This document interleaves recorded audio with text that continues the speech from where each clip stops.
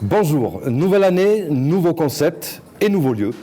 Après une courte pause pour revoir les conditions pour améliorer votre rendez-vous mensuel, votre magazine consacré aux différents handicaps ainsi qu'aux maladies invalidantes, nous revenons et repartons de plus belle pour vous proposer une nouvelle formule qui permet de mieux présenter les différentes structures et associations qui œuvrent chaque jour auprès des personnes en situation de handicap et de leurs familles.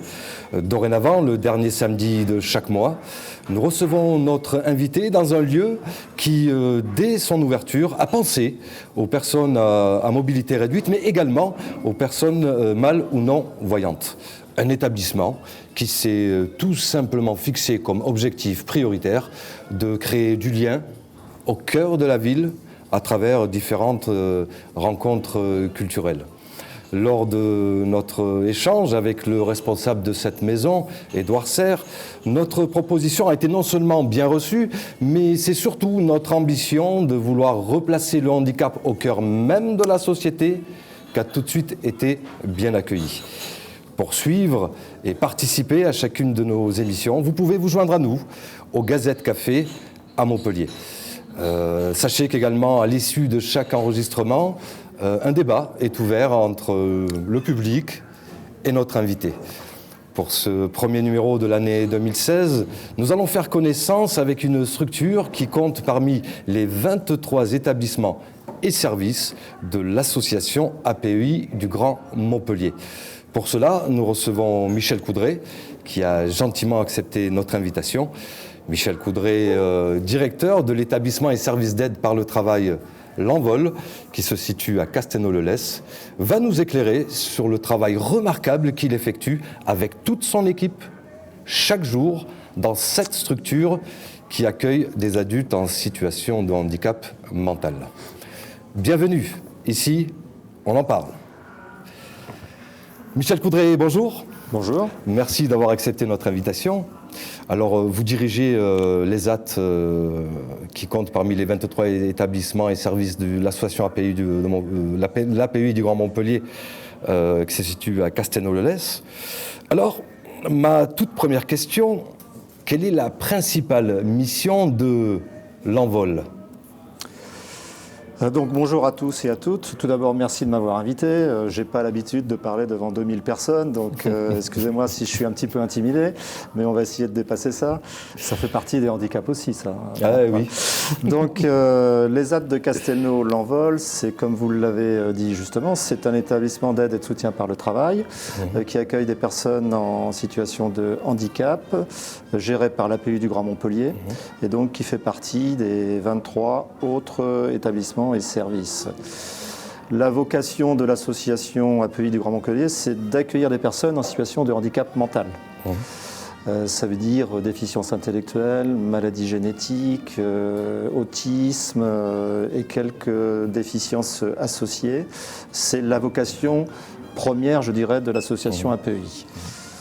On remarque depuis quelque temps, depuis quelques années, qu'il y a une tendance, que je salue d'ailleurs, à accueillir des personnes présentant d'autres typologies de handicap qui n'arrivent pas à trouver de place ailleurs. Je pense aux personnes handicapées psychiques, je pense aux personnes handicapées motrices et aux personnes handicapées sensorielles notamment. Voilà. C'est une tendance, une évolution qu'on retrouve d'ailleurs sur le plan national. Il n'y a pas qu'à Montpellier, il n'y a pas qu'à Castelnau-le-Lez et pas qu'à l'APEI du Grand Montpellier. Donc les ESAT s'ouvrent. Les ESAT s'ouvrent et c'est une bonne chose, comme tous les établissements et services, et c'est un peu un mouvement inéluctable. Alors, l'ESAT L'Envol, donc, qui date de 1981 au niveau de l'agrément initial, l'agrément préfectoral, donc est habilité pour recevoir 130 personnes, il y a 130 places. Donc, c'est des personnes qui travaillent dans l'ESAT, anciennement appelé CAT pour ceux qui... Pour lesquels ça parle le plus, parce que ça a changé de nom. C'était l'ancienne appellation. C'est l'ancienne appellation, et depuis la loi de février de 2005, donc l'appellation a changé de CAT à ESAT. Voilà. Sur le site de Castelnau, donc il y a un ESAT de 130 places, il y a aussi une entreprise adaptée ex-atelier protégé de 35 salariés aujourd'hui, et une section annexe d'ESAT, compétences départementales, qui accueille 20 personnes en situation de handicap. L'ESAT donc a vocation à accueillir des personnes orientées par la CDAPH. La commission des droits. Ça faisait partie des questions que vous vouliez me poser. Oui, mais on y reviendra par la suite. Donc il faut qu'il y ait l'orientation effectivement de la CDAPH à jour et que les personnes puissent effectivement répondre aux critères d'emploi, puisqu'un ESAT c'est un établissement de travail avant tout. Nous, notre support principal, pas le seul, mais le support principal c'est l'activité professionnelle et le travail. Quel que soit le rythme de la personne. Ça, on y reviendra peut-être, parce qu'on n'est pas, nous, dans une démarche de productivité à outrance, ce n'est pas notre but. Nous sommes un établissement à but social, avec des outils, des ateliers, des moyens qu'on veut être les plus modernes possibles, parce qu'il faut s'adapter aussi à la demande. Les personnes qui nous font travailler sont des clients extérieurs, que ce soit des entreprises publiques partenaires et privées. Et la demande a évolué depuis une vingtaine d'années. On pourra peut-être y revenir. Donc ça veut dire aussi qu'on doit s'adapter. On y reviendra là-dessus, mais pour l'instant, pour pouvoir intégrer justement un ESAT, quelles sont les conditions déjà pour pouvoir intégrer un ESAT, et quel est le projet qui est mis en place justement pour les entrants? Alors, les conditions sont relativement simples. Il faut une orientation de la CDAPH, voilà, à jour. Et après, les modalités pour intégrer une personne. Donc, la personne fait acte de candidature. Et au vu du dossier, nous, on examine ce dossier, alors médical, pédagogique, professionnel, CV, etc. Un ensemble d'éléments qui constituent le dossier. Nous examinons ce dossier en commission d'admission, qui est une équipe constituée médecin psychiatre, psychologue, éducateur, chef de service, directeur bien sûr, pour statuer sur la candidature, si elle répond aux critères demandés par rapport à notre association gestionnaire. Et en fonction des places disponibles, donc nous recrutons la personne dans le cadre des ateliers de l'ESAT. Alors généralement ça démarre soit par un stage d'évaluation avant l'admission, pour que la personne et nous-mêmes puissions définir des bonnes conditions et que ça puisse le faire, je dirais tout simplement. Parce que la personne peut nous dire non, ça ne me convient pas, voilà. Et puis nous aussi parce que vous proposez quand même certains corps de métier, certaines professions. Après, il faut voir si ces personnes et une fois que tout ça c'est bon, donc la personne est admise en ESAT en période d'essai 6 mois. Renouvelable une fois, mais bon, c'est 6 mois.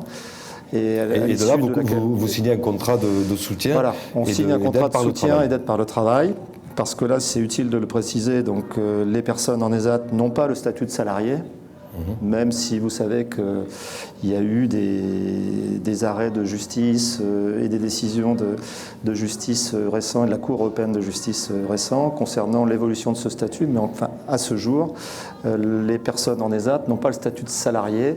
Mais ils ont les mêmes droits et les mêmes protections. Ils ont les mêmes droits et les mêmes protections, sauf qu'ils ne cotisent pas au chômage. Et donc leur contrat n'est pas un contrat de travail. C'est un contrat d'aide et de soutien par le travail. Ça s'y ressemble, c'est comme le Canada Dry un peu. Ça dans la couleur et tout, mais ce n'est pas un vrai contrat de travail. Voilà. Donc les activités professionnelles en ESAT, notamment à Castelnaudary. C'est quel type justement d'activité que vous proposez? Alors on est assez diversifié. Ça c'est absolument nécessaire aujourd'hui pour répondre aux besoins des personnes accueillies, d'une part, et c'est pour nous le plus important, et aussi à la demande externe. Parce qu'on ne va pas faire, je ne sais pas, du fil à tricoter s'il n'y a aucune demande à l'extérieur. Donc on est obligé de s'adapter entre la demande, j'allais dire, économique des clients publics et privés et les capacités, potentialités des personnes et les savoir-faire et l'équipement, je veux dire, l'investissement et l'équipement de l'ESAT. Alors on a plusieurs activités. Donc une activité traditionnelle qui date de plus de 30 ans en espace vert, entretien de la voirie. Donc là il y a 9 équipes, 6 en ESAT et 3 en entreprise adaptée, ce qui représente plus de 50 personnes. Ça fait du monde, donc on travaille avec des mairies, collectivités, communautés de communes, entreprises, etc. C'est assez développé. On a une activité restauration, plateau repas, livraison de repas donc en interne, puisqu'on a un self, c'est à peu près 150 repas jour à usage interne. Et après, on livre des repas à l'extérieur, soit pour des établissements de notre association, médico-sociaux, foyer, IME, ou alors pour des entreprises à l'extérieur. On livre 2 entreprises, une à Sommières et une autre à Lunel, qui sont des entreprises de droit privé. Voilà.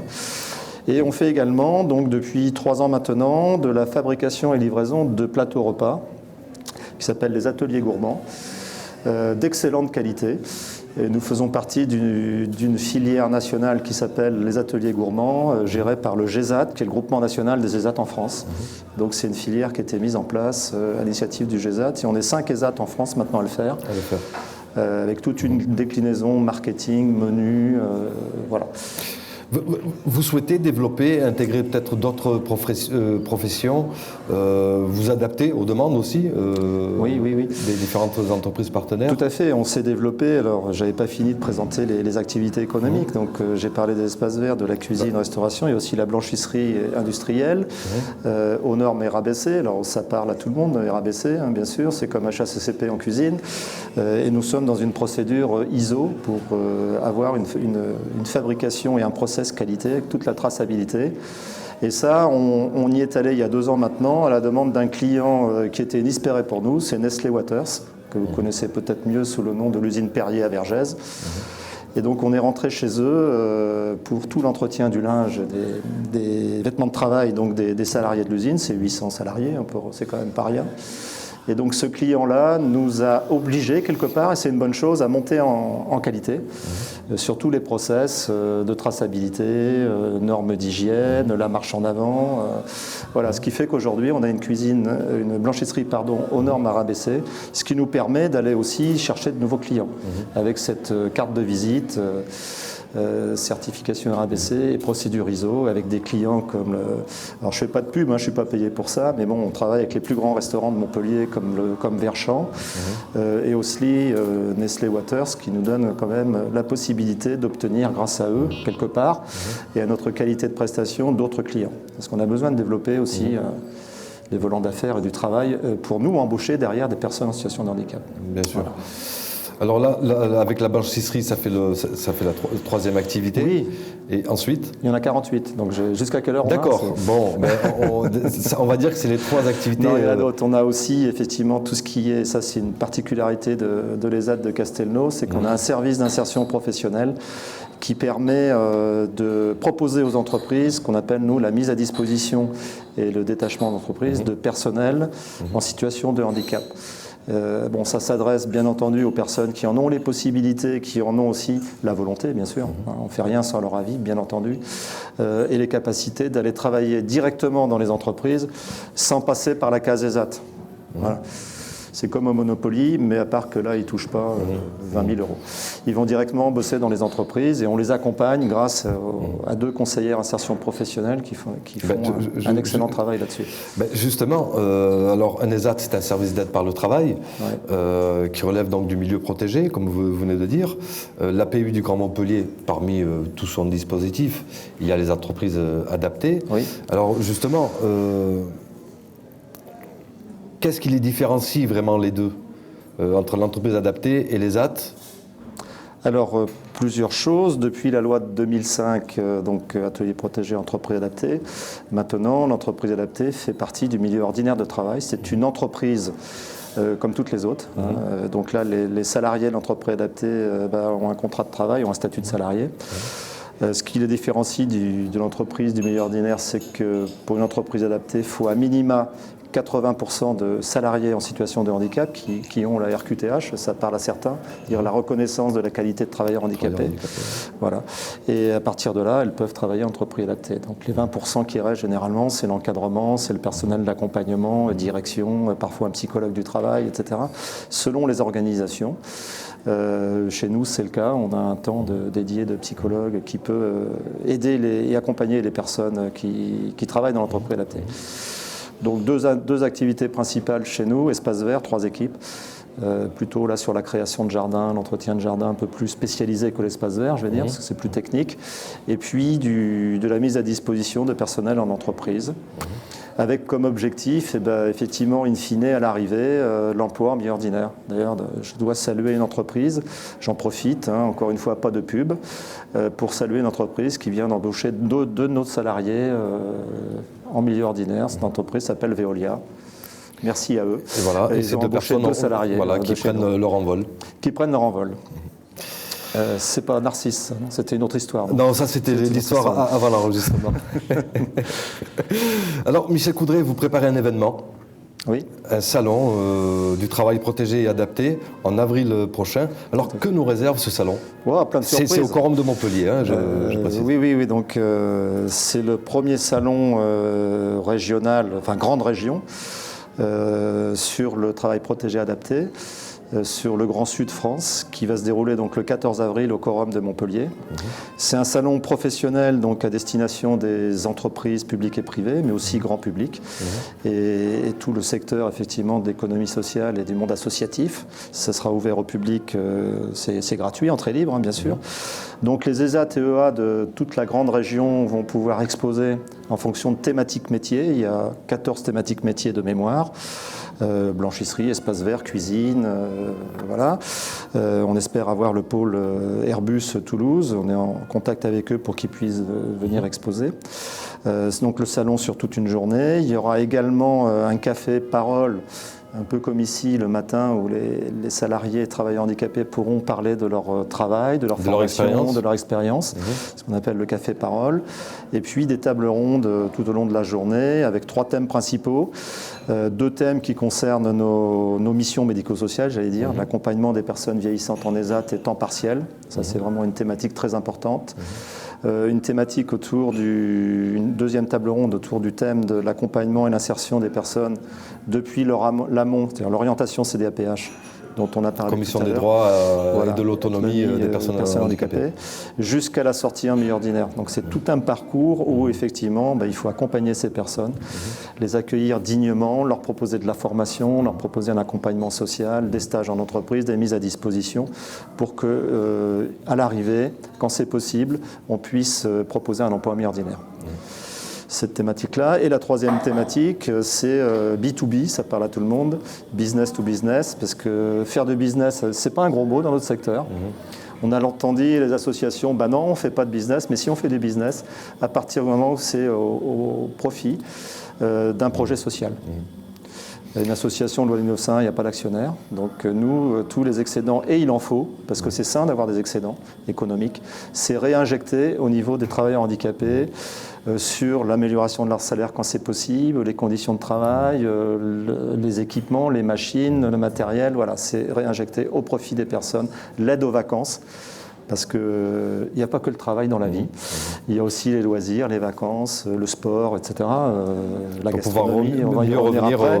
Au travail. Et tout ça, quand on peut aider les personnes sous forme de bons d'achat, de bons vacances, voilà, c'est généré par l'activité économique. Donc il y aura une thématique animée par le président de la CCI de Montpellier. Voilà, sur ce thème-là, c'est développer le partenariat économique et social avec les entreprises publiques et privées. Alors des personnalités ont accepté de se rendre, de participer à ce salon. Alors quelles sont ces personnalités et est-ce qu'il a été facile de les convaincre et de les faire venir? Alors facile de les convaincre toujours. Quand on discute avec les personnalités politiques, elles disent toujours oui, généralement, sous réserve de l'agenda ministériel. Alors Barack Obama va peut-être venir. Non, c'est une blague, c'est comme Narcisse. Mais pourquoi pas, mais bon, on ne l'a pas invité. Ça viendra. Non, mais on a l'honneur et la joie d'avoir la présence de Madame Ségolène Neuville, secrétaire d'État auprès des personnes handicapées, la citoyenneté et les droits de la femme. Son titre complet, qui viendra donc sous réserve de l'agenda ministériel, ce qu'elle nous dit toujours, pour inaugurer le salon. Donc en fin de matinée, visiter et inaugurer le salon, ainsi que Madame Carole Delga, la nouvelle présidente de la région, que j'ai rencontrée récemment lors des vœux de la région et qui m'a confirmé sa présence, ainsi que Monsieur Sorel, le maire de Montpellier, président de Montpellier Métropole. Bon, après, il y aura d'autres élus, je pense, qui seront conviés pour cette journée qui, pour nous, est un gros événement et qui doit montrer et mettre en avant tous les savoir-faire, les compétences, parce qu'on insiste là-dessus. D'ailleurs, le salon s'appelle « Oser nos compétences » en grande région. On ne met pas en avant le handicap. D'ailleurs, quand on en parle aux personnes, ce n'est pas ce qu'elles veulent. Elles veulent mettre en avant qui elles sont, ce qu'elles font, leurs compétences, leur savoir-faire, leur métier. Et c'est de ça dont on va parler. Voilà. Alors, vous présidez l'ARESAT, une association qui regroupe combien de structures? D'ailleurs, c'est avec l'ARESAT que vous organisez ce salon. Tout à fait, oui. Alors, l'association régionale des ESAT Languedoc-Roussillon, qui est toute récente, elle va avoir 3 ans là, au mois d'avril, regroupe aujourd'hui 38 ESAT de la région Languedoc-Roussillon et un déjà de Midi-Pyrénées, parce qu'il est situé à Millau. Donc, plusieurs missions, mais sa vocation première, c'est l'accompagnement médico-social et le bien-être des travailleurs en situation de handicap. C'est vraiment ses missions premières. Mais ça passe aussi, on le sait, on le dit, par le travail, par la valorisation de leur métier, par la formation, etc. Donc ce salon a aussi, cette association a aussi cet objectif-là de pouvoir effectivement mettre en avant les compétences des personnes. Donc l'association régionale des ESAT s'occupe de ça et co-organise, parce qu'en appui avec le réseau GESAT, dont je parlais tout à l'heure, groupement national, ce salon, puisqu'il y a déjà eu 2 fois organisé à Paris ce type de salon, en 2014 et 2012 de mémoire, et donc ça a été une réussite, puisqu'à chaque fois il y a eu entre 1000 et 2000 personnes présentes sur le salon. Donc on a cette challenge-là, d'avoir au moins 1000 à 1500 personnes sur le quorum le 14 avril. Notez tous, save the date, comme on dit. Notez la date, 14 avril, au quorum à Montpellier. De toute façon, il y aura des buffets et tout. Si vous vous ennuyez, il y aura de quoi vous restaurer. Michel Coudray, ce magazine s'appelle « Ici on en parle ». D'après vous, on devrait parler plus du handicap à quel niveau ? Déjà, on devrait plus en parler. Déjà, c'est une bonne chose d'en parler. Et je vous en remercie de pouvoir être un peu porte-parole et aussi pouvoir répondre à des questions et débattre. Parce que à partir du moment où on parle des choses, il faut avoir un langage vrai. C'est toujours mieux que de ne pas en parler. Bien sûr. Bon. C'est le premier constat. Longtemps, le handicap a été caché, a été entre 4 murs. Je pense aux personnes handicapées psychiques, où c'était l'enfermement à l'époque psychiatrique, dans les années 50-60. Heureusement, et puis bien avant, bien sûr, mais l'hôpital psychiatrique s'est ouvert et les personnes ont pu sortir, ont pu avoir une vie, pour certaines. Il y en a qui sont en galère aussi, faut pas rêver non plus, mais pour certaines, avoir une vie sociale, avoir un accès au travail, etc. Donc ça, c'est les années quand même 70, 80 et autres. Le premier grand texte qui a ouvert, qui a été là, un peu, la fondation, le fondement pour que le handicap soit mieux reconnu, c'est les 2 lois de juin 75, initiées par Jacques Blanc et René Lenoir, on en parlait tout à l'heure, avant cette émission, mais c'est vraiment été des personnes qu'il faut saluer parce qu'elles ont été à l'initiative de la mise en place de textes, de lois qui ont permis aux personnes en situation de handicap, de l'enfance jusqu'à l'âge adulte, de pouvoir avoir accès à des établissements, avoir une réelle autonomie, d'avoir une certaine autonomie, d'avoir accès à l'AH, l'allocation adulte handicapé, etc. Donc aujourd'hui, on peut discuter dans la rue avec des personnes en situation de handicap. Ça c'est un peu ouvert, je dirais. Mais il y a encore beaucoup à faire, parce qu'il n'y a pas que le travail dans la vie. On en parlait tout à l'heure. C'est bien que les personnes aient accès au travail. Il faut le développer, il faut en parler, y compris dans les centres de formation. Ça reste encore très difficile pour les personnes de pouvoir avoir accès à la formation. Et ça aussi, c'est des choses dont on peut parler. Et puis, tout ce qui concerne les loisirs, la vie sociale, le sport, la vie familiale. Moi, je dis toujours, le handicap, c'est une richesse. Et le fait de discuter avec les personnes, on s'enrichit. C'est un boulot qui est prenant. Moi, ça fait 40 ans que je bosse dans ce secteur-là. J'ai commencé comme éducateur spécialisé avec des délinquants ou pré-délinquants, donc j'en prenais plein la tronche, excusez-moi l'expression. Mais j'ai appris aussi à leur contact parce qu'ils m'ont apporté plein de choses. Malgré leur souffrance, malgré leur handicap, ils se battent. J'ai travaillé aussi à l'APF avec des handicapés moteurs, donc je salue la présence de plusieurs personnes que je vois là, avec quelques-unes que je connais. Je me rappelle une expérience, on allait à la piscine régulièrement et les personnes sorties de leur fauteuil, ils se balançaient dans l'eau et puis tu viens avec nous. Moi j'avais peur Et pourtant je suis pas en fauteuil Mais elles n'ont pas peur. Elles y vont, elles se donnent à fond, et puis elles ressortent, elles sont contentes Et c'est dépasser ça, c'est au contact des personnes, ça m'a donné une pêche d'enfer Parce que c'est elles qui m'ont apporté cette pêche-là. je me suis enrichi de ça, quoi, en quelque sorte. Et je crois que c'est important aujourd'hui de dire que dans toute activité professionnelle, quelle qu'elle soit, s'il n'y a pas un équilibre en ce qu'on donne, entre ce que l'on peut donner et ce que l'on peut recevoir, ben quelque part, on n'est pas dans quelque chose de réel, quoi, de juste. Un échange, c'est toujours un émetteur, un récepteur. Et voilà. Très bien, Michel. Arrêtez-moi si vous... Michel Coudray, ben merci. Merci de nous avoir accordé cet entretien. Merci beaucoup. Merci à vous. Avant de nous quitter, quelques infos à retenir.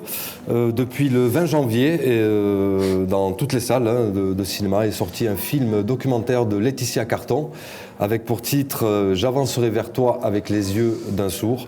Une belle histoire, une histoire émouvante qui nous plonge justement dans l'univers des sourds. Également, nous saluons le musée Fabre de Montpellier qui a été honoré le 27 janvier dernier. Il a été honoré du prix Patrimoine pour tous, un musée qui excelle dans l'accueil des personnes en situation de handicap. Pour rester informé de nos prochains rendez-vous, je vous invite à vous rendre sur notre page Facebook Handicap Mag Web TV. Ici, on en parle. Il y a également une chaîne YouTube au même titre. Je vous dis à très vite et d'ici là, n'oubliez pas que dans toute société, on rencontre des personnes en situation de handicap, mais ce ne sont pas toujours celles que l'on pense. Bye bye.